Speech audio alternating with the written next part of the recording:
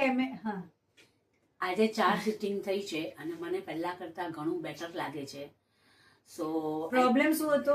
Problem મારા પગમાં મને આ બેન્ડિંગમાં અને ટ્વિસ્ટિંગમાં તકલીફ હતી. કાફ મસલ અહીંયા, કાફ મસલમાં અહીંયા પેઇન હતું, હા, ઉપર નીચે આટલું, કરેક્ટ. અને બેન્ડ અને ટ્વિસ્ટ બેન્ડિંગમાં અને ટ્વિસ્ટિંગમાં બંનેમાં પ્રોબ્લેમ હતો. હવે આ કેટલા ટાઈમથી હતું?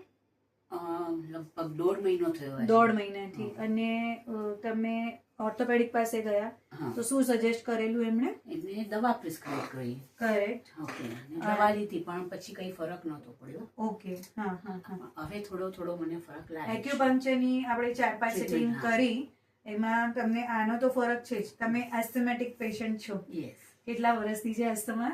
બહુ વર્ષ. 25 વર્ષ. વધારે. કરેક્ટ. તો પણ એમાં પણ તમને જે અમુક હાફ ચડે, અમુક એમાં પણ તમને ફરક લાગે છે? હા. ઓકે. એ સિવાય તમને મોક્ષા પણ આપણે કર્યું અને એક્યુપંક્ચર કર્યું, અને 4 સિટિંગની અંદર બી ઘણો ફરક છે. જે એમને 1.5-2 મહિનાથી પગની મસલ એટલે ટ્વિસ્ટિંગ ને ટર્નિંગની પ્રોબ્લેમ હતી, that is very much sorted. હજુ આપણે કન્ટિન્યુ કરશું, સો હજુ ઘણું બધું રિલીફ મળશે. તો સુષ્માબેન, thank you. Thank you to you also.